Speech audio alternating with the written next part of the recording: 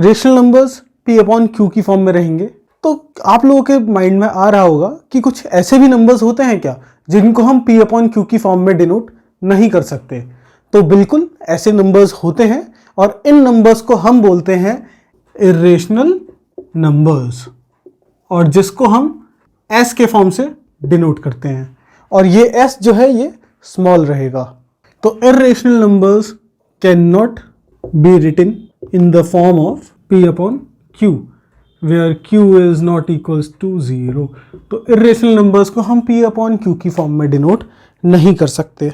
अब ग्रीस के एक फिलोसोफर थे, मैथमेटिशियन थे, पाइथागोरस, जिनके फॉलोअर्स थे उनको बोला जाता था पाइथागोरियंस। तो पाइथागोरियंस जो थे सबसे पहले इर्रेशनल नंबर्स की डिस्कवरी उन्होंने ही करी थी, और सबसे पहला इर्रेशनल नंबर जो डिस्कवर किया गया था वो था √2।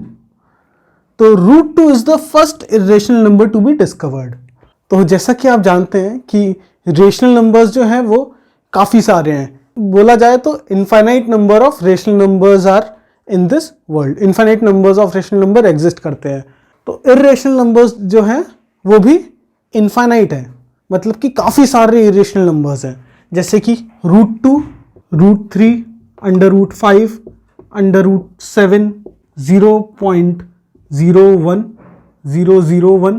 0001 एंड सो ऑन, ऐसे ही चलता जाएगा ये 0.202002 and so on 0.101, 001, 0001 and so on. तो इस तरीके से इर्रेशनल नंबर्स भी काफ़ी सारे हैं।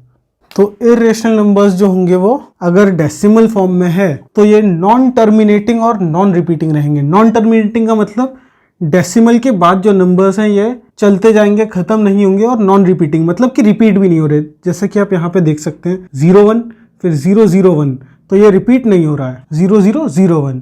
सेम इधर 0.202, 002, 0002 और इसी तरीके से चलता जाएगा। तो ये नॉन टर्मिनेटिंग हुआ और यहाँ पे ये रिपीट भी नहीं कर रहा। अगर ये रिपीटिंग होता 0.1111 और ये एंड सो ऑन, तो इसको हम 0.1 बार कर देते, मतलब कि 1 इनफाइनाइट टाइम्स तक रिपीट हो रहा है। ये रिपीटिंग है तो ये जो नंबर है ये हो जाएगा रेशनल नंबर है, जिसको हम Q से डिनोट करते हैं। सो 0.1 बार ये एक नॉन टर्मिनेटिंग नंबर है लेकिन रिपीटिंग डेसिमल है, तो ये 1 रिपीट हो रहा है तो ये एक रेशनल नंबर हो जाएगा, और ये ना टर्मिनेट हो रहा है ना रिपीट हो रहा है, तो इसलिए ये एक इर्रेशनल नंबर है।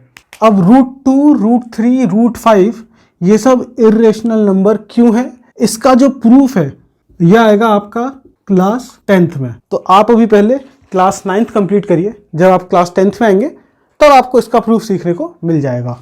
ये सारे इरेशनल नंबर हैं। इसी के साथ आपने एरिया ऑफ सर्कल में पढ़ा हुआ पाई आर स्क्वायर। पाई भी एक इरेशनल नंबर है, जो कि जैसे कि आपने एरिया ऑफ सर्कल में पढ़ा हुआ पाई आर स्क्वायर। बट आप अगर सोच रहे हो कि पाई की वैल्यू जो है वो 22/7 होती है, तो ये गलत है। पाई की जो एग्जैक्ट वैल्यू है वो 22/7 नहीं होती। ऐसे ही डेसिमल में अगर पाई की वैल्यू जो है वो बताते हैं कि 3.14 है, तो ये भी एग्जैक्ट वैल्यू नहीं है पाई की। ये दोनों ही हैं वो हैं अप्रॉक्सीमेट वैल्यूज। क्यों? कैलकुलेशन को आसान करने के लिए। बट पाई की जो एग्जैक्ट वैल्यू है वो 3.14 समथिंग एंड सो ऑन, ये चलता जाएगा, ये कभी खत्म नहीं होगा। Non terminating non repeating decimal form में होता है पाई की वैल्यू। और जो रेशनल नंबर्स हैं, बोथ इर्रेशनल नंबर्स, इन दोनों को आप नंबर लाइन में रिप्रेजेंट कर सकते हो, can be represented on a number line. Irrational numbers और रेशनल नंबर्स, इन दोनों को आप एक नंबर लाइन में रिप्रेजेंट कर सकते हो। तो इर्रेशनल नंबर और रेशनल नंबर दोनों मिलके बनाते हैं रियल नंबर्स, जिसको आप कैपिटल R से डिनोट करते हो। और जो नंबर लाइन रहेगी उस नंबर लाइन को हम बोलेंगे रियल नंबर लाइन। तो इर्रेशनल नंबर्स और रेशनल नंबर्स दोनों रियल नंबर्स होते हैं, और रियल नंबर्स को रियल नंबर लाइन में हम रिप्रेजेंट कर सकते हैं। तो अगर हम बात करें NCERT एग्जाम्पल 3 की, तो उसमें आपसे पूछा गया can we represent √2 on a number line. तो हाँ, हम √2 को नंबर लाइन में रिप्रेजेंट कर सकते हैं। सबसे पहले तो आप एक नंबर लाइन लेंगे 0, 1, 2, 3, -1, -2, ये पॉजिटिव x, ये नेगेटिव x। ठीक, अब √2। आप लोगों ने पाइथागोरस थ्योरम पढ़ी होगी। पाइथागोरस थ्योरम आपसे क्या कहती है? हाइपोटेन्यूज का square is equals to perpendicular का स्क्वायर प्लस बेस का स्क्वायर, जो कि एक राइट एंगल ट्राइंगल के लिए एप्लीकेबल रहता है। तो बेस हो गया आपका 0 से लेके 1 तक। ठीक, यहीं से आप 90 डिग्री में एक सेम 1 यूनिट की लेंथ लेंगे। ठीक है, ये हो गया 1, ये हो गया 1। तो अगर आप 0 से इसको ज्वाइन करते हैं तो इस फॉर्मूले में आप इसको रखिए 0a, ये हो गया पॉइंट B। तो हाइपोटेन्यूज क्या हुआ आपका? OB का square is equals to perpendicular क्या है? AB का स्क्वायर, बेस क्या है? OA का स्क्वायर। OB का square is equals to AB की वैल्यू है 1, OA की वैल्यू है 1। OB square is equals to 1 plus 1, OB square is equals to 2। तो OB is equals to √2, taking √ both sides. तो OB की वैल्यू आई √2, मतलब कि O से लेके B तक की यूनिट की वैल्यू होगी √2। अब O को सेंटर लेंगे और रेडियस लेंगे OB। एक कंपास से हम ड्रॉ करेंगे OB को रेडियस लेके आर्क, जो कि यहां कहीं कट करेगा। ठीक, ये हो गया पॉइंट C। तो OB is equals to OC, क्योंकि रेडियस सेम है। OB is equals to OC, तो OC की वैल्यू हो गई √2।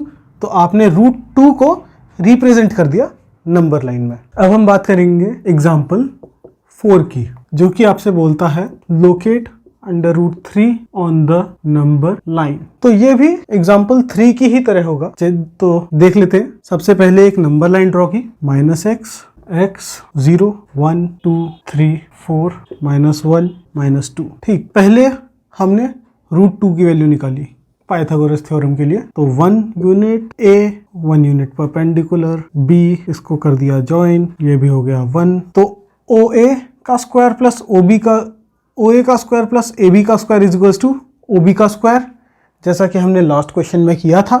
तो 1 square plus 1 square that is 2, 1 plus 1 answer आ गया 2। तो OB square is equals to 2, OB की वैल्यू हो गई √2। ठीक, अब OB को बेस लेके और एक नेक्स्ट लाइन हम बनाएंगे। OB को बेस लेके एक हम नेक्स्ट लाइन ड्रॉ करेंगे सेम 1 यूनिट की, जो कि OB के 90 डिग्री में होगी। OB को बेस लेके हमने ये लाइन ड्रॉ कर ली, इस पॉइंट का नाम कर दिया C और हमने कर दिया OC को ज्वाइन। अब OB की वैल्यू हो गई √2, BC की वैल्यू हो गई 1। तो OC की वैल्यू कैसे निकलेगी? पाइथागोरस थ्योरम में रखेंगे OC का square is equals to OB की वैल्यू हुई √2 का स्क्वायर प्लस BC की वैल्यू हो गई 1 का स्क्वायर, √2 का स्क्वायर हो गया 2 प्लस 1, OC स्क्वायर की वैल्यू हुई OC square is equals to 3, OC is equals to √3। अब O को सेंटर लिया, OC की वैल्यू हो गई √3। O को सेंटर लिया, OC को रेडियस लेके एक आर्क ड्रॉ किया, यहाँ पॉइंट आया D। तो OD की वैल्यू भी हो जाएगी, OD की वैल्यू होगी OC के बराबर। तो OD की वैल्यू होगी √3। तो पॉइंट D जो है वो आपने रिप्रेजेंट कर दिया नंबर लाइन में एज √3। तो इसी तरीके से आप कोई भी n की कोई भी वैल्यू हो, √n को आप नंबर लाइन में रिप्रेजेंट कर सकते हो।